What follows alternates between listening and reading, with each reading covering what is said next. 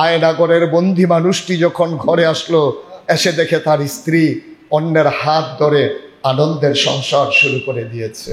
ধরা যাবে না, ছোঁয়া যাবে না, বলা যাবে না কথা, রক্ত দিয়ে কিনে নিলাম আজব স্বাধীনতা। আমরা চার দেয়ালের ভিতরে বন্দি থেকেও স্বস্তি পাচ্ছিলাম না। আমরা নিচে লোক দাঁড় করিয়ে রাখা হতো, গোয়েন্দা বাহিনীর লোক, আইন শৃঙ্খলা রক্ষাকারী বাহিনীর লোক আমাদেরকে আবার হ্যান্ডকাফ পরিয়ে জেল প্রকোষ্ঠে নিয়ে যায় যে কিনা। এই নির্মম নির্যাতন। তো বাচ্চাটা ঈদ আসে, চাঁদ উঠে আকাশে, সবাই যখন নতুন জামা পরে, সবাই যখন ফিন্নি খায়, বাচ্চাটা অপেক্ষা করে বাবা আসলেই খাবো, আর আগে না। আমি তো বারবার বলি, স্বপ্ন তা নয় যা ঘুমিয়ে ঘুমিয়ে দেখা হয়, স্বপ্ন তো তাই যা আমাকে ঘুমোতে দেয় না। ঐক্য হবে এক আল্লাহর দেয়া বিধান কোরআন আর নবীর দেয়া আদর্শ সুন্নাহর ভিত্তিতে ইনশাআল্লাহ। এখন যদি নতুন করে কেউ দিনের পথে আসতে চায়, আমরাই আবার তারে টিটকারি মারি, এতদিন ছিলেন কই?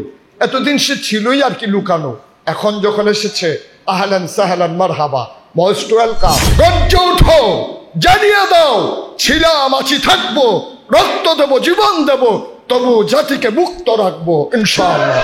গোটা পৃথিবীকে যখন বলা হচ্ছে গ্লোবাল ভিলেজ, তখন আমরা দেখতে পেলাম কথা বলা যায় না। তখন আমরা দেখলাম প্রাণ খুলে হাসা যায় না। তখন আমরা দেখলাম একদল মানুষের বিরুদ্ধে তাদের দুষ্ত্রুটিগুলো তুলে ধরা যায় না। কবি চিৎকার করে জানিয়ে দিলেন, ধরা যাবে না, ছোঁয়া যাবে না, বলা যাবে না কথা, রক্ত দিয়ে কিনে নিলাম আজব স্বাধীনতা। আমরা সেই আজব স্বাধীন এক দেশে আমাদের 17 বছরের জিন্দেগিকে আমরা নির্মোহভাবে কাটালাম। আমরা চার দেয়ালের ভিতরে বন্দি থেকেও স্বস্তি পাচ্ছিলাম না। আমরা নিচে লোক দাঁড় করিয়ে রাখা হতো, গোয়েন্দা বাহিনীর লোক, আইন শৃঙ্খলা রক্ষাকারী বাহিনীর লোক আমাদেরকে আবার হ্যান্ডকাফ পরিয়ে জেল প্রকোষ্ঠে নিয়ে যায় যে কিনা। এই নির্মম নির্যাতন। আপনি বুঝবেন না নির্যাতনের পরিধি কত, আপনি জানবেন না এই নির্যাতন কি পর্যায়ের। কারণ যখন ছোট্ট বাচ্চাটা ঈদ আসে, চাঁদ উঠে আকাশে, সবাই যখন নতুন জামা পরে, সবাই যখন ফিন্নি খায়, বাচ্চাটা অপেক্ষা করে বাবা আসলেই খাবো, আর আগে না। আপনি বুঝবেন এই দুঃখ, আপনি বুঝবেন এই যাতনা। ওই বিধবা না স্বামীওয়ালা, বুঝার কোনো উপায় নাই। স্বামী চলে গেছে, আসবে কি আসবে না সে প্রিয়তমা স্ত্রী জানে না। অপেক্ষায় অপেক্ষায় দিন কাটিয়ে আয়নাগরের বন্দী মানুষটি যখন ঘরে আসলো, এসে দেখে তার স্ত্রী অন্যের হাত ধরে আনন্দের সংসার শুরু করে দিয়েছে। আপনি কতটুকু নির্যাতন সয়েছেন, আপনি কতটুকু নির্যাতন দেখেছেন। আপনি সেই সন্তান হারা বাবার, সেই সন্তান বাবা হারা সন্তানের চোখের পানি কি আপনি দেখেছেন? আপনি দেখেছেন রঙিন জামাটা তার তুলে রাখা, বাবা আসলে সে পড়বে? আপনি কি দেখেছেন সে মায়ের গয়নাগুলো খুলে রাখার কথা? স্বামী যখন আসবে তখন সে গয়না পরিবেষ্টিত হয়ে হাতে মেহেদি লাগিয়ে স্বামীর সামনে চলে যাবে। সে স্ত্রী জানে না আসবে কি আসবে না।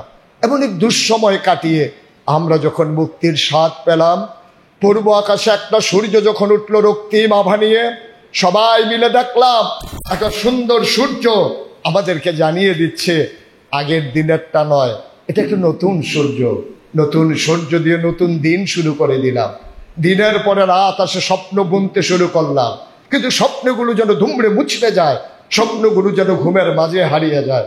আমি তো বারবার বলি, স্বপ্ন তা নয় যা ঘুমিয়ে ঘুমিয়ে দেখা হয়, স্বপ্ন তো তাই যা আমাকে ঘুমোতে দেয় না।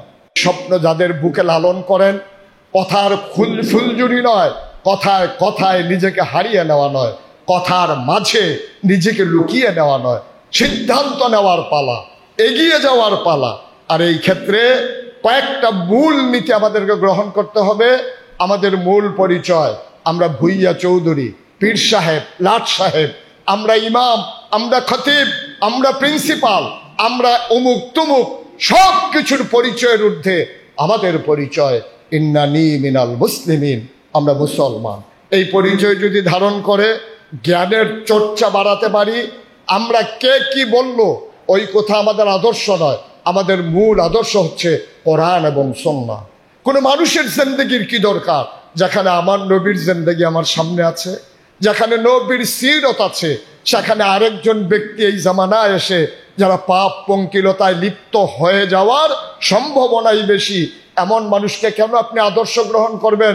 যিনি উসওয়াতুন হাসানা, যিনি মডেল, যিনি আইডল, যিনি আইকন, তিনি আমার তোমার আদর্শ সেই কিয়ামত পর্যন্ত এমন একজন মানুষের নির্ভুল নিশ্চিন্ত জীবন থাকার পরে আমরা যেন অন্য কোনো নেতাকে, অন্য কোনো আদর্শকে মানুষ না মানি, নেতা আদর্শ না মানি। আর আদর্শ মানতে গেলেই আমার পীর বলে একরকম, আমার নেতা বলে আরেক রকম, আমার কর্মী বলে আরেক রকম, আমার উপদেষ্টা বলে আরেক রকম। ঐক্য আর তখন হয়ে ওঠে না। ঐক্য হবে এক আল্লাহর দেয়া বিধান কোরআন আর নবীর দেয়া আদর্শ সুন্নাহর ভিত্তিতে ইনশাআল্লাহ। এর বাইরে কারো কথাকে নির্ভর করে ঐক্য হতে পারে না। কিন্তু আমরা জানেন, এখন যদি নতুন করে কেউ দিনের পথে আসতে চায়, আমরাই আবার তারে টিটকারি মারি, এতদিন ছিলেন কই? এতদিন সে ছিলই আর কি লুকানো। এখন যখন এসেছে, আহলান সাহলান মারহাবা, মোস্ট ওয়েলকাম, আমাদের সাথে আপনাকেও স্বাগতম। এই হৃদয়ের বিশালতা লাগবে আমাদের। আসুন আমরা সবাই মিলে কারো জন্য চিন্তা না করে নিজের কথা নিজে চিন্তা করি, নিজের জান্নাতে ঠিকানা বানিয়ে নেই। আপনি সবাইকে জান্নাত দেবেন কখন? আপনি নিজেই তো জাহান্নামের দিকে দৌড়ে আছেন। সুতরাং নিজের জান্নাত নিশ্চিত করেন, তাহলে পাশের মানুষও জান্নাত পেয়ে যাবে। এটা আপনাকে আর দেওয়া লাগবে না। সময়ের স্বল্পতা, ধৈর্যের চ্যুতি আপনাদের ঘটে গেছে অনেক আগেই। শৃঙ্খলার কারণে নিশ্চয়ই বসে আছেন। বসে বসে যে কথাগুলো বলছিলাম, কয়েকটা লাইনের ভিতরে শেষ করে দিতে চাই। জেগে উঠো, জেগে উঠো তুমি, তোমার অপেক্ষায় রাস্তার বাঁকে আমি, তোমার অপেক্ষায় জান্নাতে হোরার গালমান, আমামা বাঁধো শির করো উঁচু, হে বাংলার মুসলমান। বাঁচাও দেশ, সাজাও দেশ, ফিরিয়ে দাও জীবন, মরণে হাসিবে তুমি, তাহলেই কাঁদিবে ভুবন। গর্জে উঠো, জানিয়ে দাও, ছিলাম আছি থাকবো, রক্ত দেবো, জীবন দেবো, তবু জাতিকে মুক্ত রাখবো ইনশাআল্লাহ। সবার জন্য দোয়া করি, সবার কাছে দোয়া চাই। আসসালামু আলাইকুম ওয়া রাহমাতুল্লাহি ওয়া বারাকাতুহু। আলহামদুলিল্লাহ, আল্লাহ তাবারক ওয়া তাআলার দরবারে আমরা লাখো কোটি শুকরিয়া জ্ঞাপন করছি। দীর্ঘ সময় ধরে যিনি আমাদেরকে একটা হল রুমের ভিতরে আমাদেরকে আজকের এই প্রোগ্রামের জন্য কবুল করে নিয়েছেন, যিনি আমাদেরকে ধৈর্য দিয়ে কথা শোনার মন মানসিকতা দান করেছেন, এই জন্য মাহবুদের দরবারে শুকরিয়া আদায় করছি। আবারও পড়ছি আলহামদুলিল্লাহ। আজকের আয়োজনের সম্মানিত সভাপতি মুআজ্জাজ মুকাররম উলামায়ে কিরাম, জাতির অতন্ত্র প্রহরী, জাতির যারা দিকপাল, জাতির যারা অতন্ত্র প্রহরী, যারা অতন্ত্র প্রহরীর মতো রাত জেগে জেগে নিজেদের আরামকে হারাম করে দিয়ে সকল ক্রাইসিস পিরিয়ড ওভারকাম করার জন্যে নিজেদের সকল স্বাদ আহ্লাদকে বিলিয়ে দিয়েছেন দ্বীনের রাহে। আমি সেই সমস্ত একদল মানুষের সামনে কথা বলছি, যুগে যুগে যারা দ্বীনের পাহারাদার হিসেবেই বিবেচিত হয়েছেন, আর সেই পাহারাদার বানিয়ে দিয়েছেন ১৫০০ বছর আগে নবী করিম সাল্লাল্লাহু আলাইহি ওয়াসাল্লাম তার মুখ নিঃসৃত বাণীর মাধ্যমে। আল উলামা ওয়ারাসাতুল আম্বিয়া। সম্মানিত উপস্থিতি, আমরা দীর্ঘ সময় নিয়ে কথা শুনছিলাম। সবার কথাগুলো থেকে এ কথার মাঝে যেন কথা হারিয়ে না যায়, এ কথা থেকে যেন নির্যাস বের করে নিয়ে ভবিষ্যৎ পথ চলাকে আমরা যেন নির্ধারণ করে নিতে পারি। এজন্য আমি সবার কথাগুলোকে গুছিয়ে কথার মালা বানিয়ে আপনাদের গলায় পরিয়ে দিয়ে মনে রাখিয়ে দিতে চাই।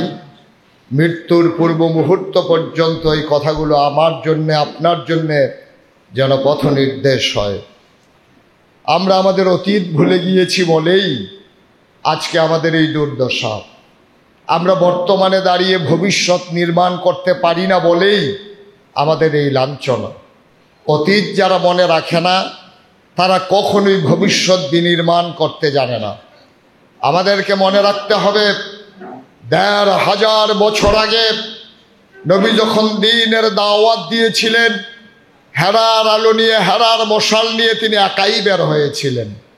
সময়ের ব্যবধানে মাত্র 23 বছর পরে শুধু আরাফার ময়দানে বিদায় হজের ভাষণে তিনি একসাথে এক ময়দানে পেয়েছিলেন। এন্তেকালের মাত্র 81 দিন আগে 1,25,000 সাহাবাকে সামনে রেখে তিনি সেদিন কথা বলতে পেরেছিলেন। যারা আসেনি, যারা ঘরে ছিল, যারা কাজে ছিল, তারা ছাড়াই একই ময়দানে তিনি একীভূত করে নিয়েছিলেন 1,25,000 সাহাবা। মনে আছে নিশ্চয়ই আপনাদের, তিনি যার জন্ম ছিল মক্কায়, যার শৈশব কাটলো মক্কায়, যার কৈশোর কাটলো মক্কায়, যার তারুণ্য মক্কায়, যৌবন মক্কায়, বিয়ে করলেন মক্কায়, নিজের বাড়ি মক্কায়, শ্বশুর বাড়ি মক্কায়, সমাজে বসবাস করলেন মক্কায়, ব্যবসা করলেন মক্কায়, লেনদেন করলেন মক্কায়, অসহায় মানুষের পাশে দাঁড়ালেন মক্কায়। নির্মম পরিহাস, তিনি থাকতে পারলেন না মক্কায়, চলে যাওয়া লাগলো মদিনায়। সেই পথ পরিক্রমায়, পথ চলায় সময়ের ব্যবধানে মাত্র সামান্য সময় পরে আল্লাহ রসুল সাল্লাল্লাহু আলাইহি ওয়াসাল্লাম সেই গৌরব উজ্জ্বল ইতিহাস নির্মাণ করেছিলেন। বদরের প্রান্তরে 313 জন সাহাবার সমন্বয়ে প্রশিক্ষিত, অস্ত্র শস্ত্রে সজ্জিত 1000 বীর যোদ্ধাকে পরাজিত করে সেই দিন ইসলামের কলেমা খচিত পতাকা পোত পোত করে উড়িয়ে জানিয়ে দিয়েছিলেন, এই পতাকা কখনোই লম্বান নয়, এই পতাকা নামিয়ে দেওয়ার জন্য নয়, এই পতাকা কিয়ামত পর্যন্ত আকাশে পোত পোত করে ওড়ানোর জন্যে। কিন্তু আমরা দেখলাম মাঝের ইতিহাস বড়ই নির্মমতা, মাঝের ইতিহাস বড়ই শঠতা, মাঝের ইতিহাস ক্ষমতা নিয়ে কারাকারি, রক্তের হুলি খেলা। আবার ইতিহাস নির্মাণ করলেন ওমর ইবনে আব্দুল আজিজ। তিনি প্রমাণ করে দিলেন খেলাফত 4 জনের মাঝে সমাপ্ত হয়ে যায়নি, এজন্য ইতিহাসবিদেরা তাকে 5ম খলিফার তিলক পরিয়ে দিলেন। তিনি সেইভাবে তার ইতিহাস রচনা করেছিলেন। চলে আসলো এমন একটা সময় 1500 বছর পরে, যখন আমরা সভ্যতার চরম শিখরে আরোহণ করেছি, গোটা বিশ্বকে যখন বলা হচ্ছে কম্পিউটারাইজড,